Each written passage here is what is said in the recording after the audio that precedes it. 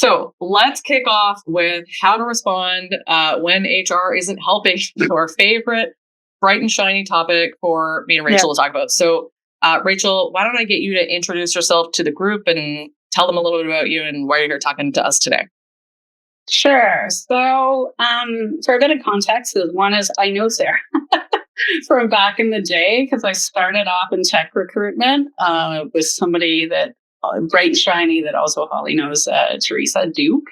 And so I started recruitment. I've worked in every function in HR. Like I've done it all. I've done recruitment, onboarding, employee engagement. I've been in people and culture versus HR, for example, to show you the difference in terms of the terminology.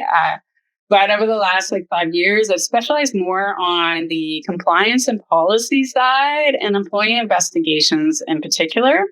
I've worked within unionized and nonprofit public sector as well as the private sector. And more recently, just launched my own little business in workplace investigations and advisory. So for a bit of context, but I will say though that my own background is fairly diverse over the last 20 years. And to be fair, I don't necessarily believe HR is a bad thing. I've just seen it in terms of context, culture. There's so many other components to it that even in terms of practitioners, it's just like any other occupation. You get some really amazing people and then you get not so great ones. And then you can also have some really great ones who work in some fairly, I would say, challenging circumstances or in culture in itself where they want to advocate and support employees and they can't, or they want to provide information to employees and they can't. So that's me in a nutshell. I'm based in Vancouver too. Great, thanks, Rachel. Well, and I'm excited to have you here today as well because you bring this broad range of experience, like you say, right? But I think the thing that I like about Rachel and I had a little chat when we were organizing this, and we were both sort of talking about how weird it is, how kind of not counter to her business it is for Rachel to come here and talk about this because Rachel does investigations and individual employees are not the ones who hire her. It's the HR people that we're now talking about not being helpful who hire her, in fact, right? And so, I said to her, listen, I'd love to have you have this conversation. And also, are you sure it's this conversation you want to have, right? And the thing that I love about Rachel is she is sure that this is the conversation she wants to have, right? You're, I think, one of those people who's really on the side of the folks who end up, unfortunately, subject to some of the bad incentives and tough situations that HR people can find themselves in, right? So I'm excited to have you here because you bring that knowledge and also because you bring that bit of heart and humanity. So yeah, excited. For any of you who don't know who I am already, and it's possible some of you don't, I'm Holly. I'm an executive coach who focuses on working with women in male-dominated industries. I do that because I spent years working as a mining engineer, developing an unfortunate love and understanding in depth of those times when HR is not helpful to you. Also a few times when they were helpful to me. And I see this kind of thing all the time with my coaching clients, where they find themselves in situations where they have to go to HR for help. And sometimes that goes well. And many, many times it doesn't go as well as they hope. And so I'm often kind of on the front lines with them, strategizing how they get around this, how do they approach it? And how do they, from that point, make a decision about where they want to go? Because you may get exactly what you want in a situation, or, you may be left with a pile of options that aren't exactly appealing. And so you've got to make some choices. And so, yeah, I work in this all the time, even though it's not the focus of my work, it comes up constantly. So that's kind of why I wouldn't say excited to be here, but excited for y'all to have this information. I would prefer that none of us had to talk about this, but given that it happens, I'm excited that we're talking about it, is what I'd like to say. Yeah. So, okay.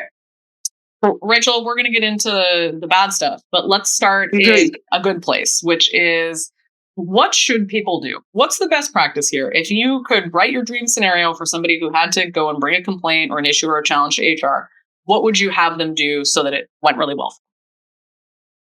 Okay, that's a tricky part as far as what goes well and what doesn't. But I think there's critical pieces to, I'd say, bringing a concern and complaint. And I've got my lens around, like, say, like, like a workplace issue, or bullying, toxic. There's so many different scenarios you can walk through in terms of issues. I'm not talking about things like benefits, like things like benefits, or where do I find this, like, I don't know, like obscure learning dog and development. Yeah. Okay, fine. That's the easier stuff. That's like the low level. It's like, a concern around, say having a conflict with a very challenging boss, or your job suddenly changing, and or demand shift, and you haven't been given a heads up that things were shifting. I think that I would say the most challenging part is that you have to separate emotion from fact. It's a lot easier to, I'd say, support somebody in terms of what they're bringing forward when you can look at specifics when it comes to facts. So that, I think, is one piece. The HR is always in a tricky spot because, somebody mentioned about, like, being, on the side of the employer. The inherent function really is risk. Like, you need to be able to look at or assess a situation and go, okay, you're there to protect. You're there to give advice to whoever. You're there to look at policies, but you're also there to protect. So there are functions in HR where if they're not in that scenario, but I'm talking about a case of, say, a complaint or bullying, where you really have to know that you have to provide like concrete information of a situation or a circumstance, or even an email can be written. Could be even over instant messages where you have to provide that in a factual format. So that would be, I would say, my best, like, concrete advice. Is to come in like facts first. Yeah. With your facts in order. And it's very hard to do. Like, it is really hard to do, especially when you're feeling emotional. And as much as, there's quote unquote objectivity in the workplace, like, people still have feelings. But HR is not, like, when HR isn't necessarily like a therapy function, for example. Well, I think it can sometimes. That's the other piece. Knowing where the separation is. I've certainly, like, known HR people who get pulled into a therapy function. Oh, yeah. Quite often, it's really common to have people crying in your office, right? Yeah. But at the end of the day, for HR to be able to do their job well and kind of figure out what's happening, figure out what actions need to be taken, they've got to be basing it on facts. So the more you can separate that out for them, the more likely they can do their job well. Yeah.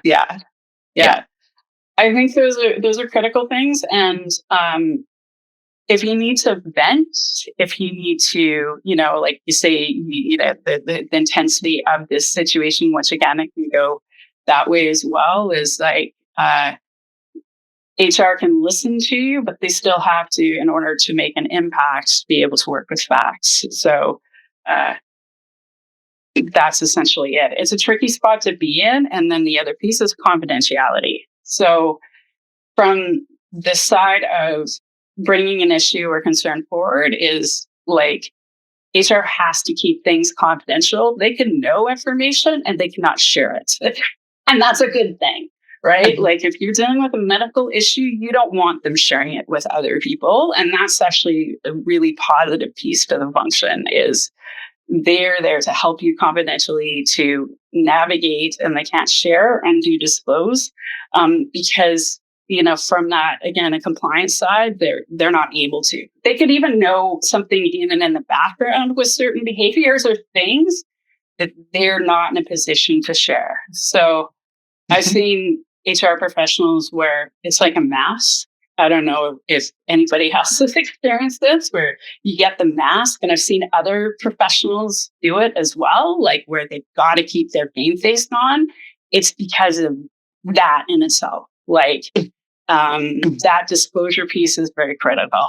And and if you're somebody bringing a complaint forward, there's something really interesting around that disclosure piece, because I've found myself in situations like this. I've seen clients be in situations like this where they'll come to HR with a concern or a challenge, and they'll sort of describe what's been going on. And then HR is going, okay, well, do you want me to act on this? Like, can I go and disclose this? And there's some situations where, you're going to create a fiduciary duty just by, for them to act just by having made the complaint. Right. But, in a lot of scenarios, they'll say to you, what do you want us to do with this? Do you want me to move forward? And if you want HR to be able to move forward, there's a small risk you have to take there, right? In going, yes, this is going to become an official complaint and not just background information, a cool conversation that we had in your office, for them to be able to actually move and take action on it, right? And yes, they'll do so in a confidential way. But if it was just you and Bernie screaming at each other in the lunchroom, I think Bernie's going to figure it out when the complaint comes, even if it's framed anonymously. And so, there's a limit. Yeah. There's also the duty to disclose. So as I used to say, confidentiality, if you didn't bring a formal complaint forward, and it starts going through that process, you actually have to be aware that the person that you are, a group or the individual, they actually have the right to know. Like, that is a part of that process, and it gives them an opportunity to say, "Look, this is what happened." It's not just, you can't just take one side. You got to be able to give them an opportunity to look at it. The best case scenarios I have seen is with organizations where leaders or depending on who they are, go, okay, you do your job. I'm stepping back. And you can make recommendations, and they will take it seriously, and then there will be corrections. It doesn't necessarily mean it will lead to a termination or firing, but they will go through that process. And I think it actually creates trust with employees when you do it that way. Because they see the effort, they see the seriousness, and even with other employees that aren't even aware of what may have occurred, they could notice changes later on, which could ultimately improve all of it. It could be a toxic work environment. It could be bullying in the workplace. But if they see those corrections or they see those changes, then it actually builds trust. So, and then I think the other piece to keep in mind is with whistleblower and say reprisals, it's illegal. You can't do it. If somebody brings a complaint forward, you can't be terminated based on bringing something forward. It can happen in other ways, but technically no. And I think that's more the situation is very rarely that it's sort of like a vaudeville villain tying you to a train track, like almost Bond style, explaining the plan to end your career for this reason. It doesn't usually go that way, right? It shows up in other things like constructive dismissal, where we're just going to move you into this really boring job for a while, and needs must. That's kind of the way the organization has to go, and you get included on a little bit less, and you're not pulled into certain meetings. It's quite often things like that. And while constructive dismissal is also illegal, it's much more subtle and complicated to prove, right? And so you'll sort of end up there in times. Something I just want to add, Rachel, that I've been thinking about as you're talking too, around kind of what does good practice look like, right? So we've been talking about really getting the emotion out and getting kind of your documentation in a row. But I think coming forward early is actually probably a little bit underrated. Like, I think I've been in this situation. I've seen clients in this situation where, there's sort of something weird happening with a coworker, and you're just like, maybe they're having an off day. Like, that's probably a thing. And eventually it happens again, but it's been 3-4 months, and you're like, that was weird a second time. And eventually you sort of find yourself in this sort of boiling frog situation where the temperature of the pot has just come up degree by degree by degree. And suddenly you're like, oh my God, it's a crisis, right? And especially if that situation ends up being framed later on as an interpersonal conflict, you don't want to be the second person to talk to HR about that. You want to have been the person that brought that to HR's attention early. And it doesn't necessarily have to mean rolling into HR's office and going, so-and-so left me out. Like, I used to run into this at work. Like, I was supposed to go on a pit tour with somebody and they left without me. They just left in the pickup despite just saying they would go. And it's like, I'm not going to march myself up to HR and be like, they don't want to play with me, like as if I'm a child on a playground, right? But when it happens 7 times in a row, you're going, they really don't want to play with me, right? But, the second time that happens, it might just be a friendly knock on the door, just, hey, FYI, this happened today. I don't know if it's going to turn into something, but I just want to let you know. It might be a conversation with your manager, it might be a conversation with HR, but not being the second person in that conversation is really I think important. The other piece to it too is the observation factor. So you do, there's a side, which is if you see somebody being, say, bullied or toxic behavior directed to a colleague or something, like, you can bring that forward to HR, and that actually could support the somebody other person. Else. Yep. Yeah. And then a lot of the times it's not just one person. I've seen it with groups where you get like one or two people, and then you say go to a manager of a certain team and they're like, oh, it's all of us. So it's like you're pulling out threads to be able to, to really do your due diligence or really look at it. Yes. And it goes back to those cultural components, which are so critical for any workplace, which is to have a healthy work culture. Like, conflict does happen. A lot of times, a lot of people don't know how to deal with it in a constructive way. But ultimately, if you let it, say, escalate or explode, like what you just said, that frog in boiling water, then it's just going to make things get a lot worse quite quickly. The conflict resolution is a very hard one, though. I will, from the HR side, I love it. I totally love it. I think it's so important. But it's also really critical in the sense that you also have to have people who know how to deal with conflict. Yes. A lot of people don't, or they come say they're an engineer. I've worked with a lot of developers who are like, no, I can code. Don't talk to me. I can code. And they're putting management roles or leadership roles where it's like, oh, I have to deal with this. Yes. Yeah. So, Rachel, those people should come to our webinar in exactly 4 weeks on conflict management. Get some help. Yeah. Yeah. Get some help. So you were talking earlier about, how a key function for HR is, not just talent development and acquisition and things like that, but risk management as well, right? Yeah. So how do we make sure that this company can continue to, this sounds so evil, use its human resources, use its human resources in a productive way that adds value and doesn't create too much risk, right? And so knowing that about HR, knowing that that's this crucial part of their job and how they view things, what are some helpful ways that if I'm coming to HR with a complaint, how can I frame up my concern so that it aligns with what HR is trying to do? How do I get on their side and not be the person they're working against, I guess is the question, really. Oh, well, again, it's a tricky question because it depends on where you work. I think one of the critical pieces is having a relationship with HR. So,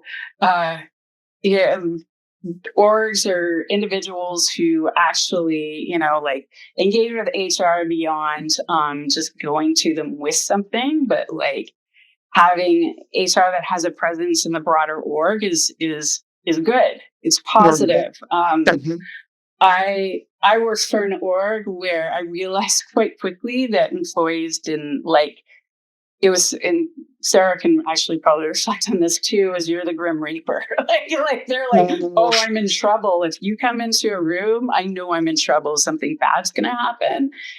Given the current climate, if there's layoffs, it's typically, HR is in the room. It's not good. Yeah. So being able to have some conversations to be to at least engage in different ways so they're not the Grim Reaper, and this goes on the HR side as well, is really important. And then I would say review policies. A lot of, in terms of your employment agreement, your job description, and the policies are very critical. Policies are considered actual contract terms. You sign your employment agreement, but then it's like a supplemental agreement in terms of how you operate as an organization. So reviewing the policies, and really, if you have questions, ask. Like, it's like, oh, that doesn't make any sense. Ask. There's also supplemental. Go ahead. Yeah. Sorry.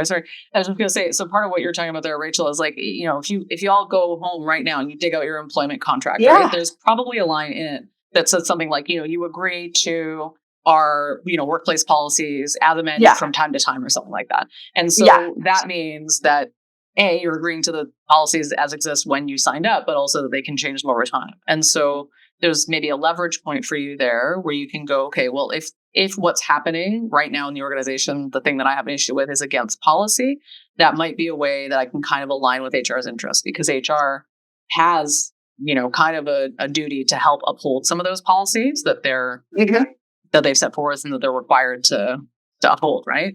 And so that's a potential angle that you could just find on, your company's, what do you call them? Your SharePoint, or maybe now it's an AI robot that you chat with, the policies and whatever.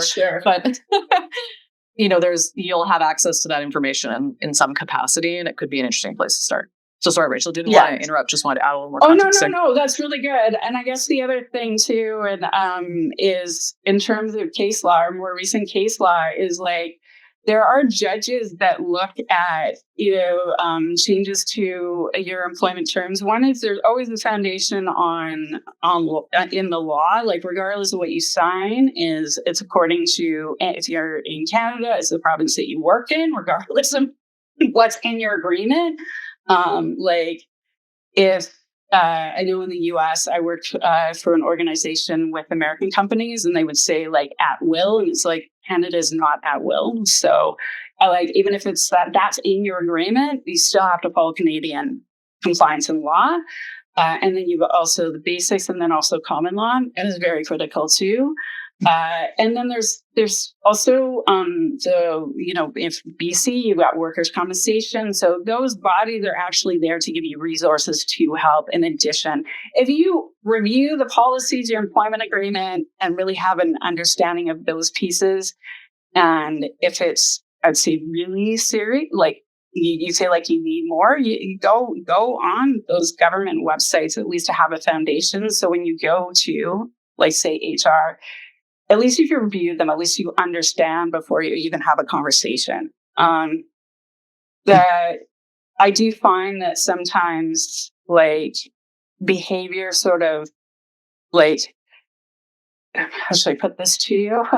Like, I've seen, like, he said or she said, like, sometimes you see the behavior before you see the facts. There's other things that can take place as well in terms of how people operate at work. So yes. Yeah.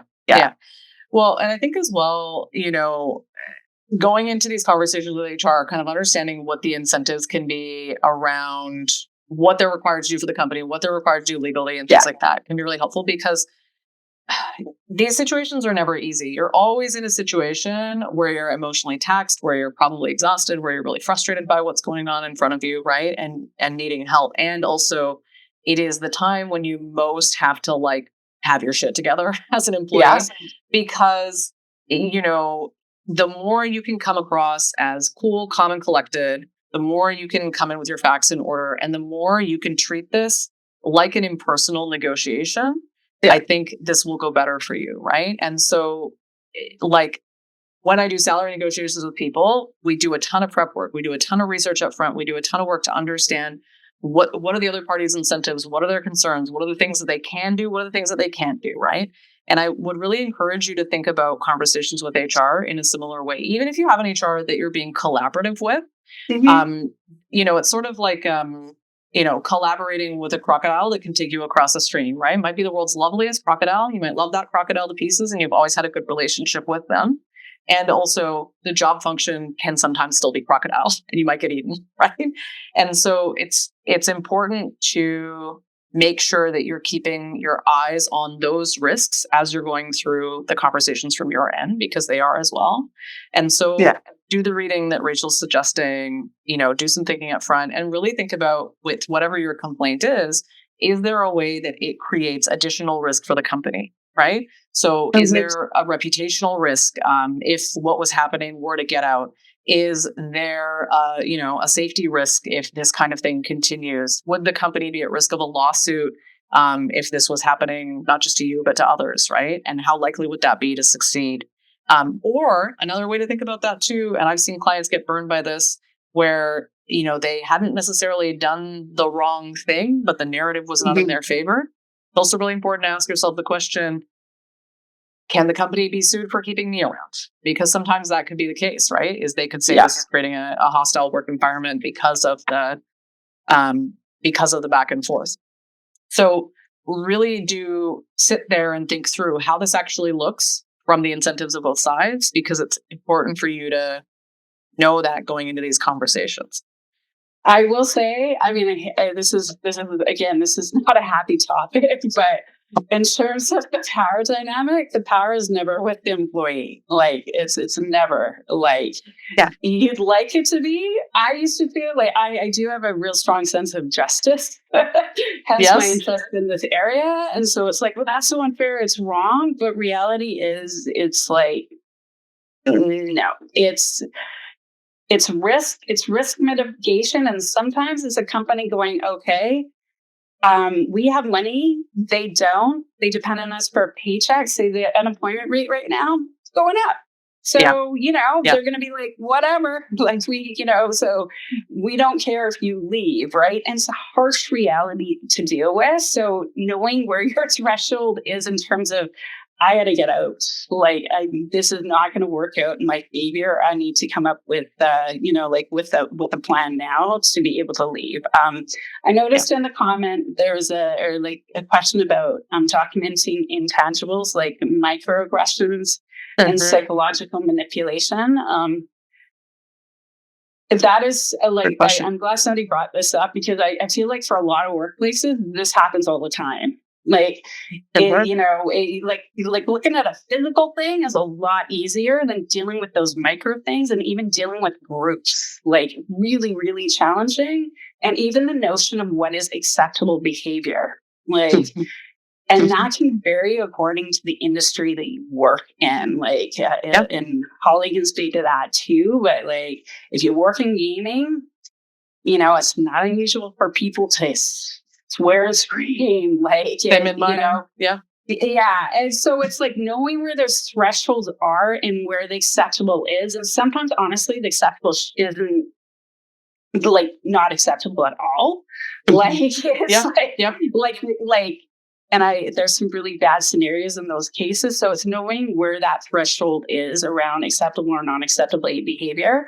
And that's a hard one. And then when it comes to the microaggressions or the psychological manipulations,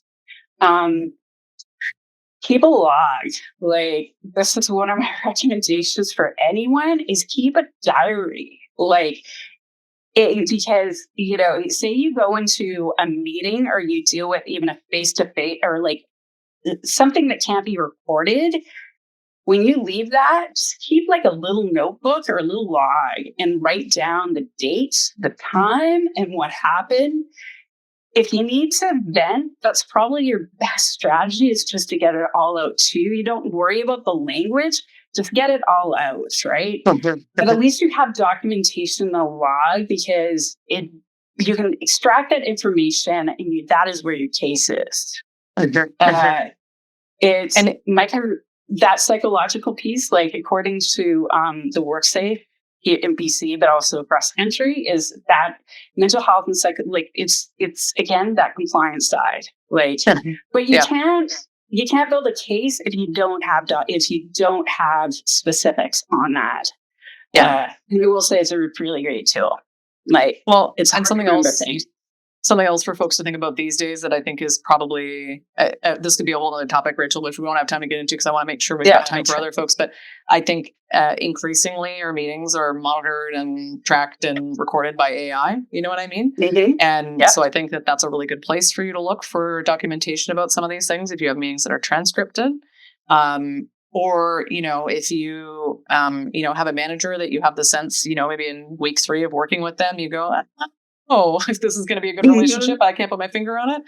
just start an innocent practice of saying, you know what, I just always get my meetings transcripted so I can see what's happening. Yeah. And it doesn't, if you start that early, when you get that sneaky feeling, it's the doco's there for you. And that can be really helpful. Anyways, yeah. So, lots to say on documentation. Okay. So Rachel, I want to open up the room to some discussion for folks here who have burning questions, but any not parting words, because we're going to keep talking, but any last thing you want to say while you're up on the soapbox before we go into Q&A that you really want the folks in the room to know? I say if you're going to record, you do have to ask for consent. So just be careful with that. Lots of meetings so you can ask at the beginning, but just keep that in mind. You can't secretly record somebody. So.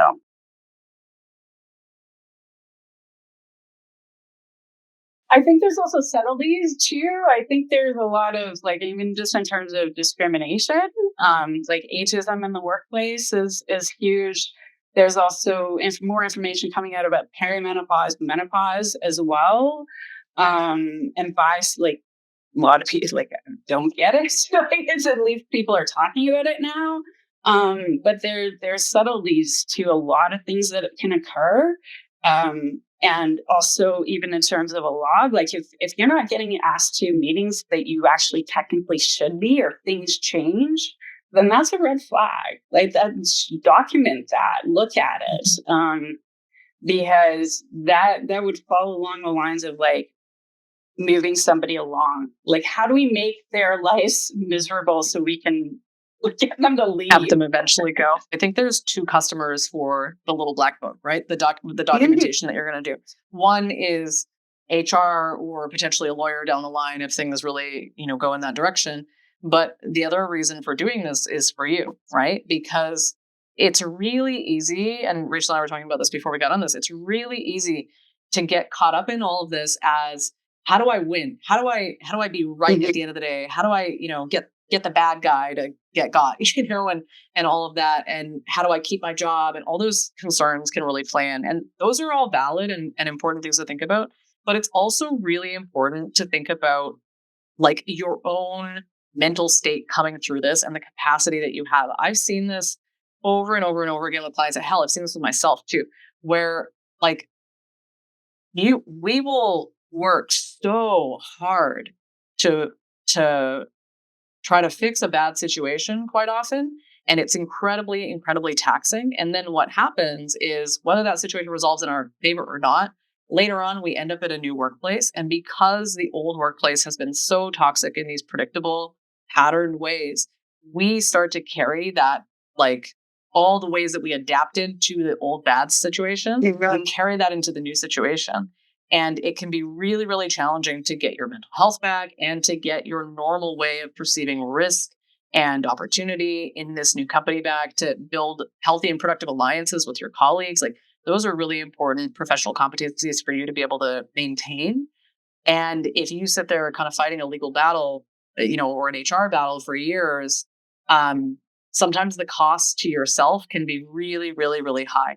And so part of the thing that's good about documentation is it helps you see yes, this is happening to me. And yes, it is bad. And you can make decisions from there. And the decision might be to sort of stay and fight it out. But sometimes the decision might actually be to leave earlier than you'd expect and quote unquote, let somebody win, because that gives you more resiliency to build on the next thing. There's a real cost sometimes to fighting the fight. And I love when people fight the fight, but I also love when they're able to go on and do the next great thing. And so there's always a balance there. And I would also say the first minute you find yourself in HR's office is the time you probably should be dusting off your resume. Not necessarily that you're going to use it, but as an insurance for yourself, make sure that you don't find yourself 6 months into this when you're even more exhausted, even more depleted, and then having to I got to apply to a job for the first time. Oh, I got to update my resume. It's really hard. It's really hard. I think the situations too are set up where if you think you can tough it out, it's just me, I'm going to fix it. Then it's you got to know where your threshold is and when it's just time to, like you said, dust off your resume, get out there, because the impacts are going to be too great. I've been in lots of situations where I'm like, if I just work harder, like if I'm just, like you try to self-correct, if I just do these things, when in reality, like in retrospect, I'm like, oh no, that wasn't me. Like that was just, a situation I should have just like, gone, like you said, like, so it's for yourself because the impacts, it's not just your employer impacting your personal life too. Like my breaking point was realizing that I have a 12-year-old daughter, but for a couple of years, I was like in such a state that I was not a really great functioning parent. So there's all these dominoes impacts. It's just not, like everybody has a different choice that they need to make, but but at least you have the tools to do that. And kind of a helpful thing to think about for yourself if you're sort of in there trying to fight it out, and whether that's, fight it out adversarially or fight it out as in collaborating with HR or the colleague that you've been having challenges with or whatever that looks like, and trying to find it, trying to find a good solution is if you're working this hard, I want to know if everybody else in the situation is also working this hard. If you're in a situation where we're working this hard and HR is working this hard and the person you're having challenges with is down here, that's in general, in my books, that's the kind of situation where I'm more keen on the resume solution than I am in the stick around solution. If you're working this hard and everybody else is working this hard or this hard, I think you're much more likely to see a positive resolution. So just a helpful check to keep in your back pocket, friends.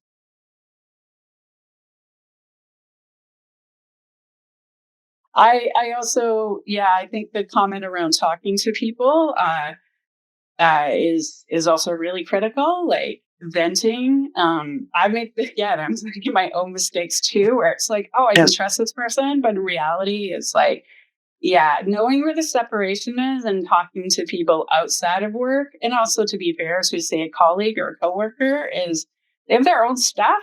Like you don't want to necessarily loop them in unnecessarily, because it could put them in a really tricky spot themselves. And I agree with you about that whole, you don't know sometimes who is talking to who. And that's a really hard part as well. So, it's going to at least to be able to talk to, say, a Holly to figure this or out. Rachel. At least to get some guidance before you move through those steps are really critical.